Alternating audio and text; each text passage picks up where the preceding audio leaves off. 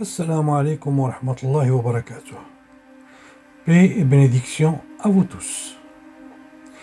Après vous avoir exposé dans la vidéo précédente tous les versets du Coran qui ne laissent aucun doute sur le fait qu'il n'y a aucun tourment ni aucune torture dans la tombe et que notre séjour totalement endormi en elle, c'est-à-dire dans la tombe, se déroule dans le temps d'Allah, dont un jour est égal à 50 000 années de notre calendrier solaire. En effet, les âmes et les anges voyagent entre la terre et le royaume de Dieu en un jour d'une longueur de 50 000 années de notre calendrier. Coran chapitre 70, verset 4. Les anges ainsi que l'esprit, c'est-à-dire les âmes, montent vers lui en un jour dont la durée est de 50 000 ans. تعرج الملائكة والروح إليه في يوم كان مقداره 50,000 سنة. La longueur du jour vécu par les âmes auprès de Dieu est incomparable avec notre journée de 24 heures sur terre. Coran chapitre 10, verset 45. Et le jour où il les rassemblera, c'est-à-dire tous ceux qui étaient morts dans leur tombe, et le jour où Dieu les rassemblera, ce sera comme s'ils n'étaient restés dans leur tombeau qu'une heure du jour, et ils se reconnaîtront mutuellement. Perdants seront alors ceux qui auront traité de mensonge la rencontre d'Allah, et ils n'auront pas été bien guidés.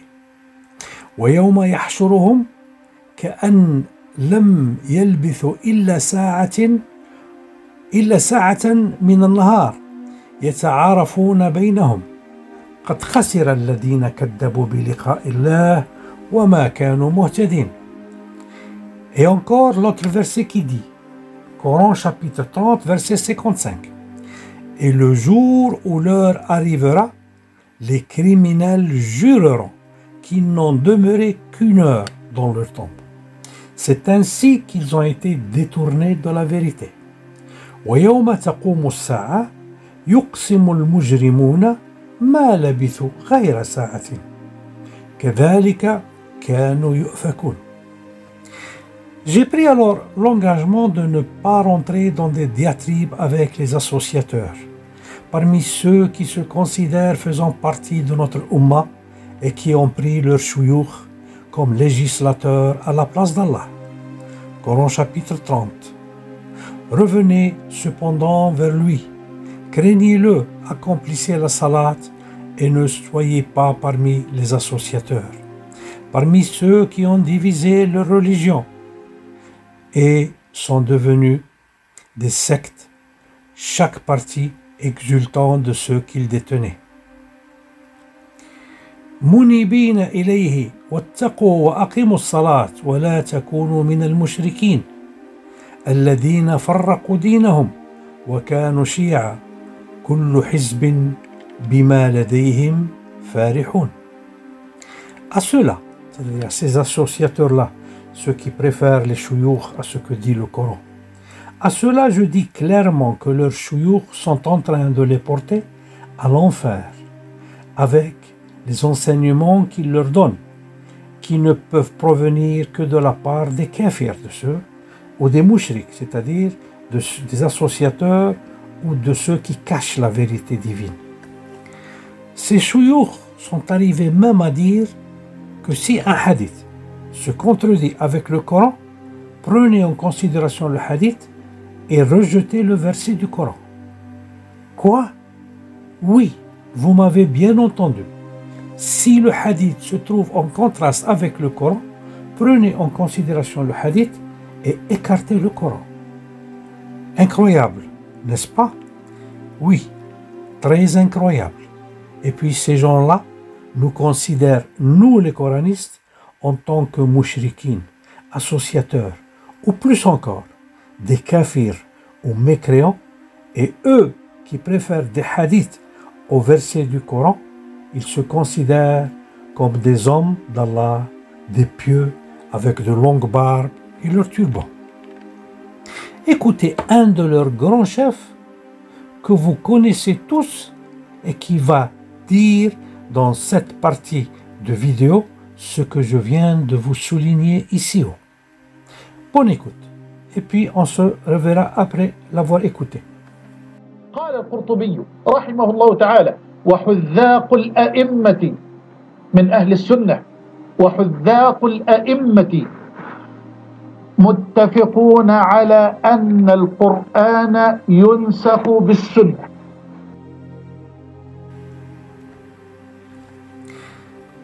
Vous l'avez entendu? Vous avez écouté ce que dit ce kafir bi ayatillah, c'est-à-dire celui qui cache la parole d'Allah et l'écarte au bénéfice de ce qu'on dit, des inconnus, il y a plus de 1000 ans. Selon lui, tous les versets que j'ai cités sur le jugement dernier, dans la première vidéo, sont à écarter et on doit tenir compte seulement des hadiths dans ce sujet-là. Ceci serait tout simplement du shirk billah, c'est-à-dire de l'associationnisme. Et nous n'acceptons pas d'être des mouchriquins ou des associateurs. Écoutons un peu ce que ce présumé musulman a écarté au bénéfice des hadiths, contraire à ce que Allah a dit. Premièrement, je fais allusion au cheikh là qui vient de dire que si un hadith est contraire à un verset, il faut écarter le verset et prendre en considération le hadith. Alors, avec ce comportement qu'il a, celui-ci, voilà qu'est-ce qu'il se comporte contrairement à ce que dit Allah dans le Coran.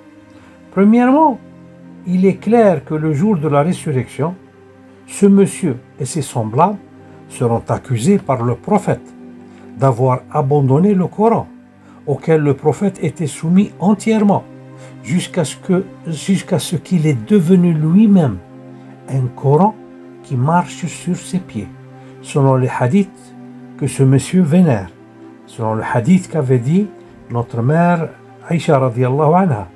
Quand on lui a demandé comment était le prophète, elle a dit c'était un Coran qui marchait sur ses pieds. Donc tout ce qu'il y a sur le Coran, le prophète le pratiquait et le mettait en application. Ce que nous-mêmes nous devons faire. Le verset suivant va nous dire comment que le prophète sallallahu alayhi wa sallam affrontera ceux qui auraient abandonné le Coran pour les hadiths. Coran, chapitre 25, verset 27. Le jour où l'injuste se mordra les deux mains et dira « Hélas pour moi, si seulement j'avais suivi chemin avec le messager. Malheur à moi, hélas si seulement je n'avais pas pris un tel pour ami. » Le chouyouch là de la perdition. Malheur à moi, hélas, si seulement je n'avais pas pris un tel pour ami.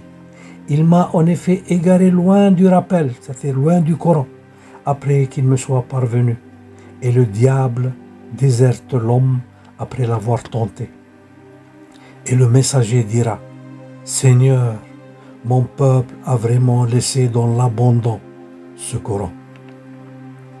ويوم يعض الظالم على يديه يقول يا ليتني اتخذت مع الرسول سبيلا يا ويلتاه ليتني لم أتخذ فلانا خليلا لقد أضلني عن الذكر بعد إذ جاءني وكان الشيطان للإنسان خذولا وقال الرسول يا ربي إن قوم اتخذوا هذا القرآن مهجورا. Comme vous constatez, le prophète dira, ô mon Dieu, ma umma a délaissé dans l'abondance ce Coran et il n'a pas dit mes hadiths ou mes enseignements.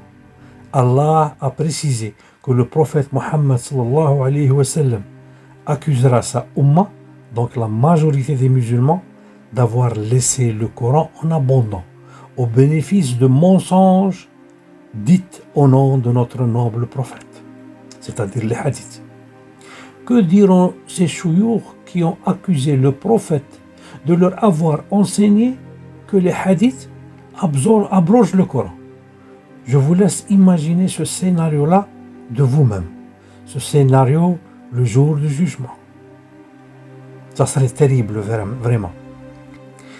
Deuxièmement, Allah nous a souligné que le Coran est un livre qui a été révélé afin que nous, les croyants en Allah, nous approfondissions ces versets. Coran chapitre 38, verset 29. Voici un livre béni que nous avons fait descendre vers toi, afin qu'il médite sur ces versets et que les doués d'intelligence réfléchissent. كتاب أنزلناه إليك مبارك ليدبروا آياته وليتذكروا أولو الألباب. Pourquoi n'approfondissent-ils pas ce qui est dit dans le Coran et ils continuent à se sentir liés à ce qu'on dit comme mensonge sur Allah et son prophète, des hommes d'il y a 1000 ans? Ne possèdent-ils pas des intellects? Troisièmement, quiconque affirme qu'un hadith peut abroger un verset, celui-ci n'appartient pas à ma religion et ne pourrait jamais bénéficier de respect de ma part, parce que tout simplement, il a entendu cacher un verset par un hadith. Sa vraie définition, c'est qu'il est un kafir des versets d'Allah, qui signifie quelqu'un qui a caché les versets d'Allah au bénéfice de ce qu'a dit un de ses shuyukh qu'il a associé à Allah. Nous les musulmans, nous avons bénéficié d'un livre révélé par Allah qui nous a garanti sa protection de toute corruption de son texte. Jamais dans le Coran, Allah nous invite à suivre des hadiths autres que son livre saint. Coran chapitre 4, verset 87. Allah dit: pas de divinité à part lui. Très certainement, il vous rassemblera au jour de la résurrection. Point de doute là-dessus. Et qui est plus véridique qu'Allah au hadith? Allah la ilaha illa huwa la yajma'annakum ila yawm al-qiyamah la riba fih wa man asdaqu min Allahi haditha. Coran chapitre 4, verset 122.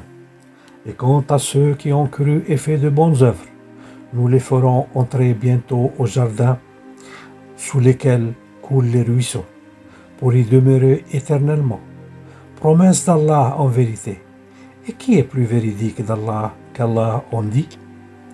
C'est-à-dire en dire: والذين آمنوا وعملوا الصالحات سندخلهم جنات تجري من تحتها الأنهار خالدين فيها أبدا وعد الله حقا ومن أصدق من الله قيلا. Pas de place donc à ce qu'on écrit des inconnus 3 siècles après la mort du prophète sallallahu alayhi wa sallam, et surtout s'ils sont contraires à ce que dit le Coran. Jamais je ne croirai en un hadith qui est contraire au contenu du Coran, et je suis certain qu'il s'agit de mensonges sur le prophète et sur Allah. Quatrièmement, Allah menace son prophète dans le Coran en le mettant en garde de transmettre autre que la parole d'Allah à ses fidèles. Écoutez ce que Allah lui dit. Coran chapitre 69, verset 44. Et s'il, c'est-à-dire si Muhammad, et s'il avait forgé quelques paroles qu'il nous avait attribuées, c'est-à-dire s'il a raconté quoi que ce soit que nous on lui a pas dit, il a raconté en notre nom, c'est au nom d'Allah. Nous l'aurions saisi de la main droite. Ensuite, nous lui aurions tranché l'aorte, et nul d'entre vous n'aurait pu lui servir de rempart, c'est-à-dire de sauveur. ولو تقول علينا بعض الأقاويل لأخذنا منه باليمين ثم لقطعنا منه الوتين فما منكم من أحد عنه حاجزين. Le prophète sallallahu alayhi wa sallam n'avait aucun droit de dire plus que ce que Allah lui a révélé dans le Coran. Il était le messager du Coran. Coran chapitre 24, verset 54. Dis, ô Mohammed, obéissez à Allah et obéissez au messager. S'il se détourne, c'est-à-dire le messager, n'est alors responsable que de ce dont il est chargé. Et vous assumez ce dont vous êtes chargé. Et si vous lui obéissez, vous serez bien guidés. Et il n'incombe au messager que de transmettre explicitement son message. Il n'est pas de son rôle de dire des choses en plus de ce que Allah lui a dit. قل أطيعوا الله وأطيعوا الرسول فإن تولوا فإنما عليه ما حمل وعليكم ما حملتم وإن تطيعوه تهتدوا تطيعوا الرسول تهتدوا وما على الرسول إلا البلاغ المبين. Quelle était la mission du prophète sallallahu alayhi wa sallam? C'était celle de nous transmettre la parole d'Allah telle qu'il l'a reçue. Et Allah s'est chargé de nous expliquer son vouloir dans son Coran qu'il nous a facilité de lire et de comprendre. Coran chapitre 29, verset 49. Le Coran, il consiste plutôt en des versets évidents, préservés dans les poitrines de ceux à qui le savoir a été donné. Et seuls les injustes renient nos versets. بل هو آيات بينات في صدور الذين أوتوا العلم وما يجحد بآياتنا إلا الظالمون.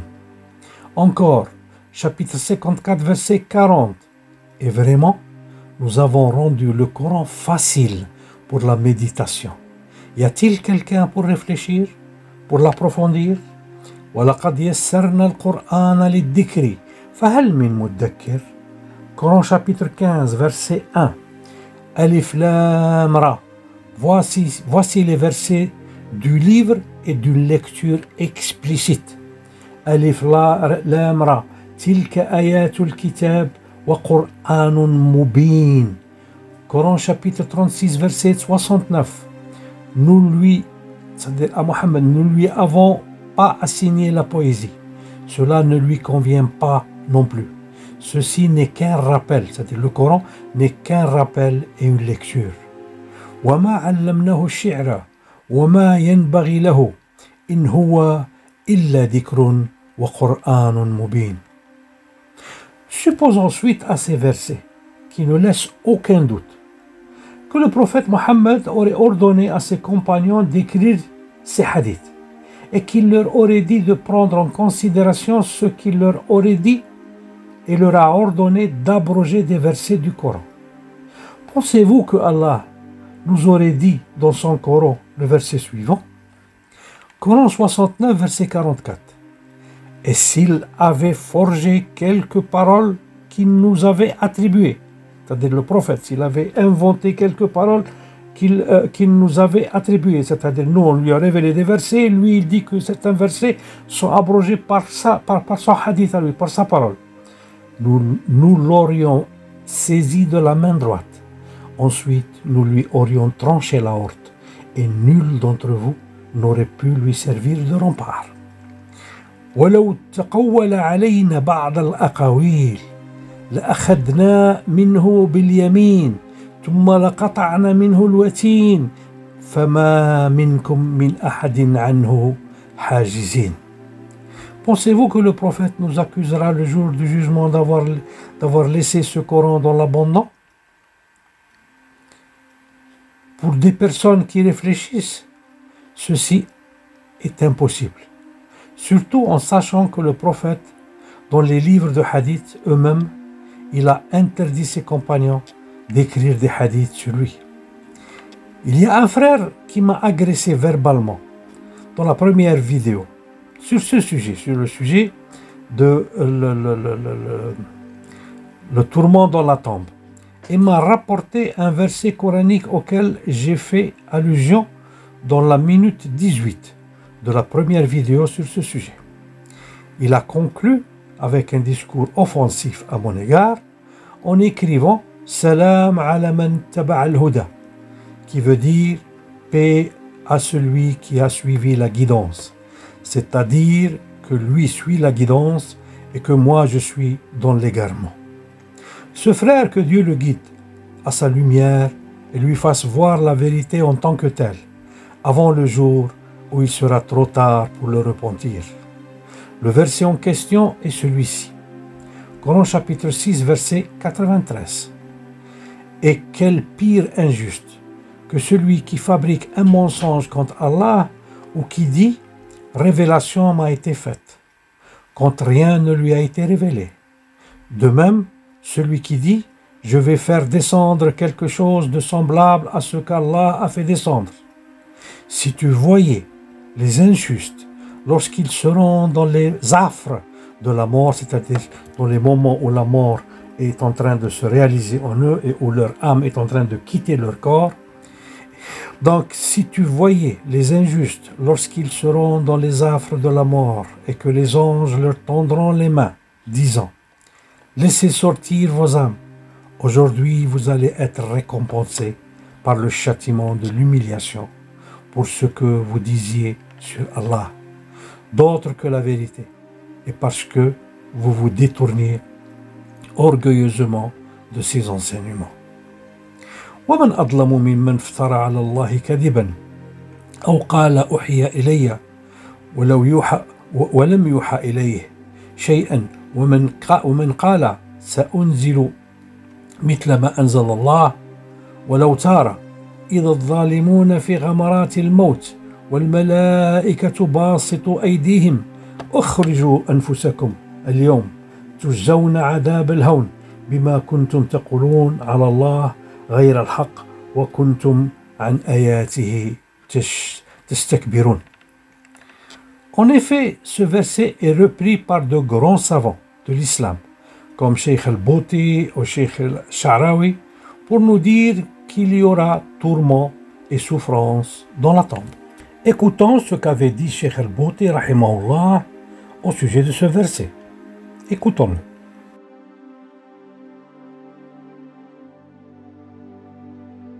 الإنسان بعد الموت يتعرض لأحد أمرين لا ثالث لهما، إما نعيم أو عذاب. ما الدليل على ذلك؟ الدليل العلم الذي ذكرناه عند دراستنا لمنهج معرفة الغيب، القرآن.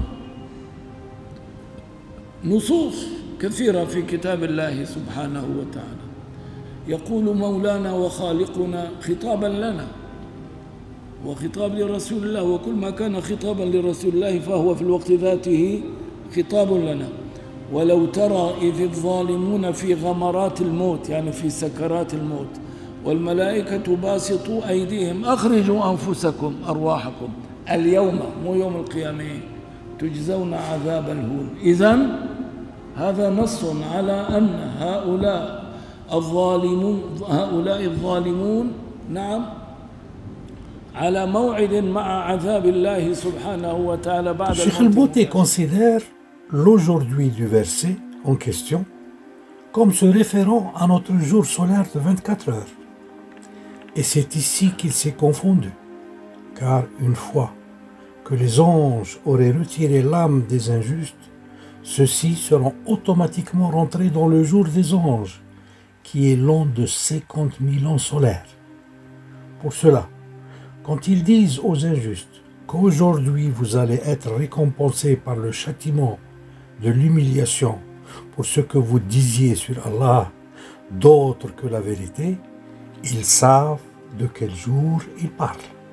En effet, les morts, comme on l'a souligné auparavant, croient, une fois face à Dieu, d'avoir été dans la tombe seulement 1 heure. Et donc, leur rassemblement durant le jour du jugement se déroule durant cette journée des anges longue de 50 000 années solaires. Et voici éclairci que le tourment des injustes se fait après leur jugement par Allah durant le jour du jugement et après qu'ils se sont réveillés de leur court sommeil d'1 heure céleste ou de quelques jours célestes dans leur tombe. Cette petite heure céleste ou ces quelques jours célestes ne représentent que le temps d'un clin d'œil dans notre espace-temps. Ceci est confirmé par les versets suivants. Coran chapitre 20 verset 102. Le jour où l'on soufflera dans la trompe, ce jour-là, nous rassemblerons les criminels tout bleus de peur.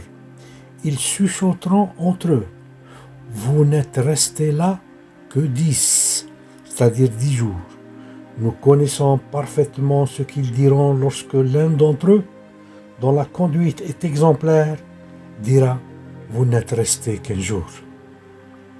يوم ينفخ في الصور ونحشر المجرمين يومئذ زرقا يتخافتون بينهم إن لبثتم إلا عشرة نحن أعلم بما يقولون إذ يقول أمثالهم طريقة إن لبثتم إلا يوما. الشيخ الشعراوي رحمه الله s'est basé sur un autre verset pour déduire qu'il y aura tourment et torture dans la tombe.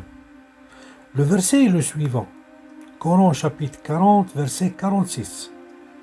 Le feu auquel ils sont exposés matin et soir. Et le jour où l'heure arrivera, il sera dit, faites entrer les gens de Pharaon, c'est-à-dire du Pharaon, au plus dur du châtiment. النار يعرضون عليها غدوا وعشيا ويوم تقوم الساعة أدخلوا آل فرعون أشد العذاب. Écoutons l'exégèse de Cheikh al-Sha'rawi concernant le verset qu'on vient de citer, et puis nous vous donnerons notre point de vue sur ce sujet. Écoutons-le et à tout de suite après.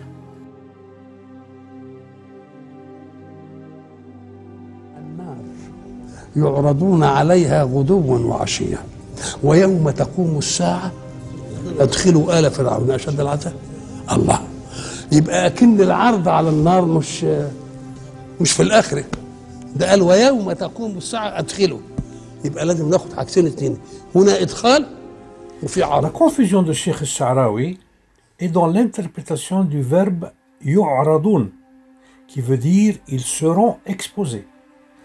Allah connaît le sort de chacun de nous, avant même notre mort, car il est le Dieu du futur, qu'il connaît avant qu'il soit.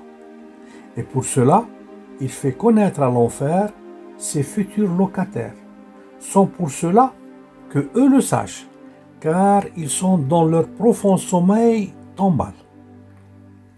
L'interprétation de Cheikh al-Sha'rawi était pour nous dire que la torture des injustes dans leur tombe est psychologique, car l'enfer leur est exposé matin et soir, et ils y seront jetés après, durant le jour du jugement. Ceci est clairement refuté par le Coran, qui nous dit que l'enfer serait connu par les injustes seulement après leur jugement. Coran chapitre 18, verset 100. Et ce jour-là, c'est-à-dire le jour du jugement, nous présenterons l'enfer aux mécréants. S'ils l'ont déjà vu dans la tombe, pourquoi le leur présentent-ils encore durant le jour du jugement? وَعَرَضْنَا جَهَنَّمَ يَوْمَئِذٍ لِلْكَافِرِينَ عَرْضًا. Et comme vous notez ici, le verset parle de l'enfer qui est exposé aux injustes. وَعَرَضْنَا جَهَنَّمَ. Alors que dans le verset utilisé par Cheikh al-Sha'rawi, ce sont les injustes qui seront exposés à l'enfer. النار يعرضون عليها غدوا وعشيا. Et pour conclure ce sujet, que nous avons détaillé largement dans ces deux vidéos, vous voici d'autres versets qui ne laissent aucun doute que le tourment ou la torture des injustes dans leur tombe n'existe absolument pas dans le Coran, et que c'est donc une invention des faussaires du hadith. Dans la tombe, les morts dorment dans un profond sommeil et ne sentent absolument rien du tout, car, premièrement, les injustes diront, Coran chapitre 32, verset 52, en disant malheur à nous, qui nous a ressuscités de là où nous dormions? C'est ce que le tout miséricordieux avait promis et les messagers avaient dit vrai. قالوا يا ويلنا من بعثنا من مرقدنا هذا ما وعد الرحمن وصدق المرسلون. Les injustes ne croyaient pas à l'au-delà et au jour du jugement. Pour cela, ils s'étonnent lorsqu'ils seront ressuscités et ils reconnaîtront à ce moment-là que la promesse d'Allah n'était pas vaine et que ce de quoi les prophètes les avaient avertis s'avérerait vrai ce jour-là. Ils ne diront pas qui nous a ressuscités de là où nous étions torturés matin et soir par notre vision de l'enfer. En plus, ce n'est que le jour de la résurrection qu'ils se rendent compte qu'ils sont face à ce qu'Allah leur avait promis durant leur vivant et à quoi ils n'ont pas cru et qu'ils ont démenti. En effet, ils disent, c'est ce que le tout miséricordieux avait promis et les messagers avaient dit vrai. Allah nous souligne que nous serons ressuscités 2 fois dans notre vie. Nous serons ressuscités 2 fois et morts 2 fois. Comme cela, Coran chapitre 40, verset 11, ils diront, notre Seigneur, tu nous as fait mourir 2 fois et redonner la vie 2 fois. Nous reconnaissons donc nos péchés. Y a-t-il un moyen d'en sortir? قالوا ربنا أمتنا 2 وأحييتنا 2 فاعترفنا بذنوبنا فهل إلى خروج من سبيل? Nous sommes venus de notre première mort car on n'existait pas et Allah nous a donné la vie. C'est notre première mort et notre première ressuscitation. Et puis, il nous donne la 2e mort de notre corps et enfin, il va nous ressusciter de notre mort une 2e fois le jour du jugement. Pas de place donc pour une 3e vie dans la tombe. Coran chapitre 2, verset 28. Comment pouvez-vous renier Allah alors qu'il vous a donné la vie quand vous en étiez privé? Puis il vous fera mourir, puis il vous fera revivre, et enfin c'est à lui que vous retournerez. كيف تكفرون بالله وكنتم أمواتا فأحياكم ثم يميتكم ثم يحييكم ثم إليه ترجعون. On était mort avant d'avoir été créé, et puis il nous a donné la vie, et puis il nous fait mourir, et puis il nous redonne la vie une 2e fois dans l'au-delà. S'il y avait vie dans la tombe, il y aurait eu alors 3 vies qui sont une fois que nous sommes nés et l'autre dans la tombe après notre mort et l'autre encore dans le paradis ou l'enfer après notre ressuscitation. Et après le dernier jugement, ce qui contredit les versets que l'on vient de lire. Dans la tombe, nous dormons dans un sommeil total, sans aucune sensation de quoi que ce soit. Et c'est pour cela que Allah a dit dans le verset 52 de la sourate 32, « Malheur à nous, qui nous a ressuscités de là où nous dormions. Qui dort ne vit pas. » Allah nous souligne que les vivants et les morts ne sont pas les mêmes. Ils n'écoutent pas et ne sentent rien. Coran 35, verset 22. De même ne sont pas semblables les vivants et les morts. Allah fait entendre qui il veut. Alors que toi, ô Mohammed, tu ne peux faire entendre ceux qui sont dans les tombeaux. وما يستوي الأحياء ولا الأموات إن الله يسمع من يشاء وما أنت بمسمع من في القبور. C'est-à-dire, au contraire de tous les mensonges existants dans la sunna falsifiée, les morts sont morts sans sentir quoi que ce soit, sans entendre, et donc en plein sommeil et loin de tout tourment. Conclusion. Il ressort clairement de ces 2 vidéos sur le tourment de la torture dans la tombe qu'il n'y a aucun jugement ni aucune torture dans la tombe. Ce sont des inventions des inventeurs de faux hadiths. aucun verset coranique ne nous laisse le moindre doute sur cette certitude. Qui continuera à croire aux mensonges des hadiths à ce sujet commettra tout simplement du shirk, de l'associationnisme, c'est-à-dire associer à Dieu d'autres dieux, parce qu'il écoutera ses chouyours et démentira la parole d'Allah qui nous a tout expliqué à ce sujet. J'espère vous avoir répondu à tous vos doutes à ce sujet et prie Allah de rendre ce travail fait bénéfique pour tous et vous prie de bien vouloir me laisser vos commentaires sur les vidéos et de me démontrer si vous avez des contradictions à m'opposer, que je me suis trompé quelque part si vous le pensez. Mes prières d'éviter toutes les polémiques inutiles, car dorénavant, je censurerai tous les posts polémiques, provocateurs et contenant des insultes. وآخر دعوانا أن الحمد لله رب العالمين والصلاة والسلام على أشرف المرسلين سيدنا محمد وعلى آله وصحبه أجمعين. Paix et bénédiction à vous tous.